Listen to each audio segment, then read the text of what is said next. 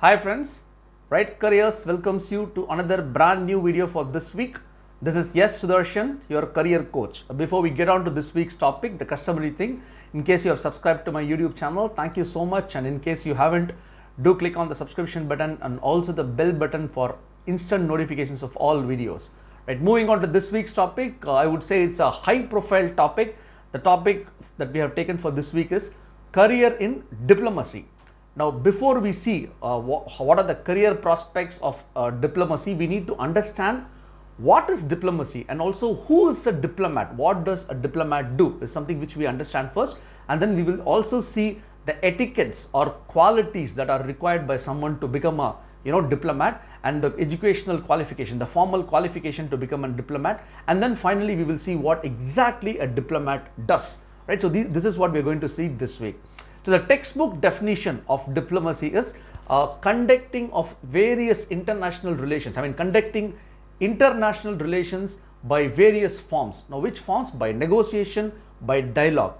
For what? To maintain cordial relationship between two countries or two nations. So basically, a diplomat or a diplomacy is something where you conduct a lot of you maintain international relations with different countries through cordial relationships. So it's basically relationship building profile, but not at domestic level, but between government to government level. So that's exactly what diplomacy is all about. A diplomat is someone who works for his own or her own country. So they work for their own country in a different country. So which means they represent their country of birth or country of citizenship, but still work in a different country usually. So that's exactly what a diplomat does, and a career in diplomacy is very highly respected.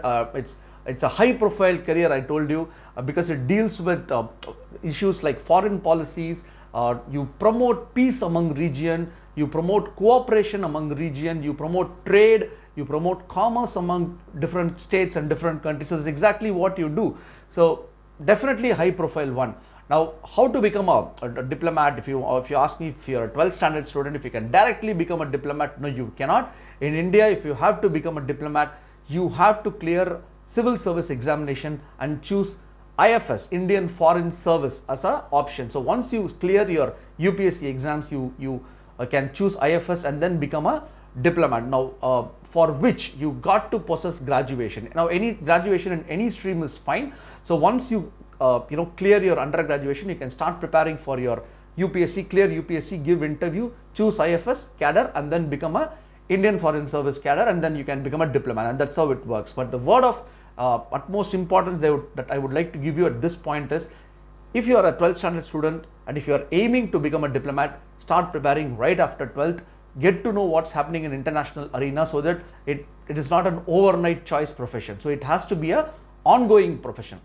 Moving on, we will now see what are the skills that are required to become a diplomat. It's very important that you possess lot of inbound natural skills and also some developed skills in case you don't possess, right? So these are very important skills. Now we will see what are those. The first major skill that any diplomat should have is something called diplomat acumen. A diplomacy acumen is something which you should possess. Now, what is acumen? Basically, brain and thinking of how it works. So it is a most crucial skill if you are a diplomat, if you are planning to become a diplomat. This includes negotiation. Basically, negotiation is something where you have to be very strong at. If you have, it's great. If you don't have, and if you want to make a career in it, you got to develop this trait called negotiation, because you have got to bargain heavily. You will be bargaining heavily with country, not with kirana stores or grocery stores, but with country. So that bargaining skill is something which you need to possess. You bargain with government basically, even during war time, peace time, anytime you bargain. So that's something which you have to possess. The second important skill that you have to possess is a leadership skill.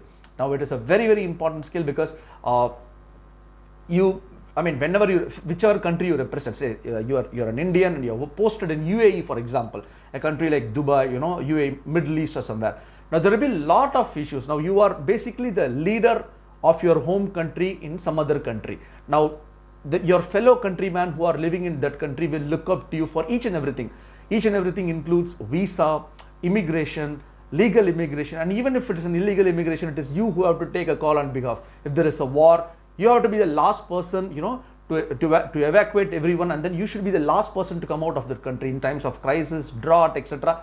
You are the ones who will be safeguarding your fellow countrymen in that country. So for which a leadership skill is of utmost importance. So you got to have that, you got to possess that, somewhere develop that in case you don't have.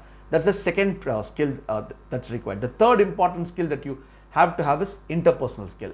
Now it's very important because you deal with people, people of different geography, different culture, different creed, so on and so forth, right? So you might be dealing with people from West Africa or South America, so you never know where you will get posted. So you got to have that interpersonal skills and adaptability to work with people from multiple culture, multiple society, right? So it's very important that you have this, possess this skill. That's the third skill that you should possess. And the fourth skill that is another important skill is the critical thinking and decision making skill.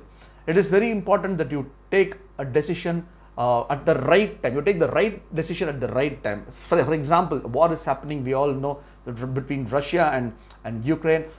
As a diplomat, as an external affairs professional, international professional, what you got to do is you got to take a decision. For example, India has taken a very strong decision during this war. It never supports war. India is never a war country. We don't support war as a nation. However, we have not severed ties with Russia. So we have taken a decision that while we are against war, we are still buying a lot of things from Russia. We are inputting a lot of things from Russia, unlike some other countries which has banned. So that's a decision that we have taken. Right or wrong is different, but this is a decision that you as a diplomat, along with various stakeholders in the government, take. So that means you got to be very, very strong at critical thinking and reasoning and decision making. That's a fourth important skill that you have to possess. And definitely you have to understand different cultures and work with different culture, that we already discussed, because diplomacy is a subset of global relations, right?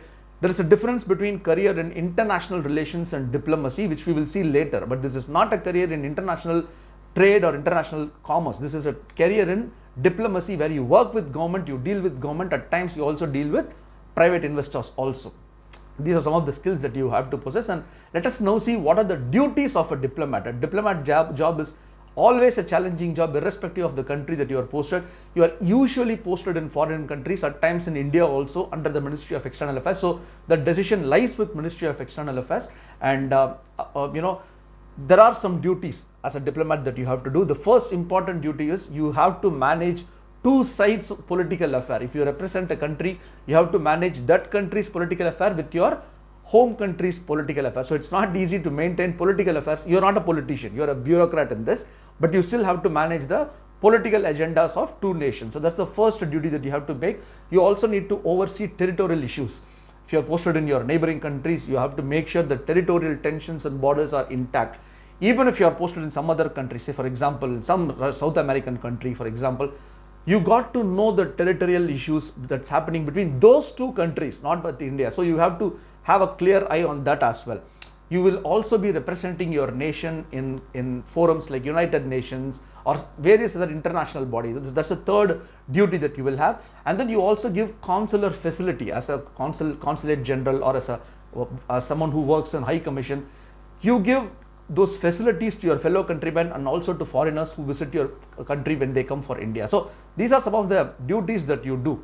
Now, a career in diplomacy, I told you, is a very high profile career and a highly respected career as well. And in case you want to fly high with great colors, start preparing right after 12th for your UPSC exam. And in case you have any doubts about different options as to how to clear IFS or what are the other career aspect, duties or responsibilities in IFS or international relations, feel free to bring us. All the credentials are beneath this video.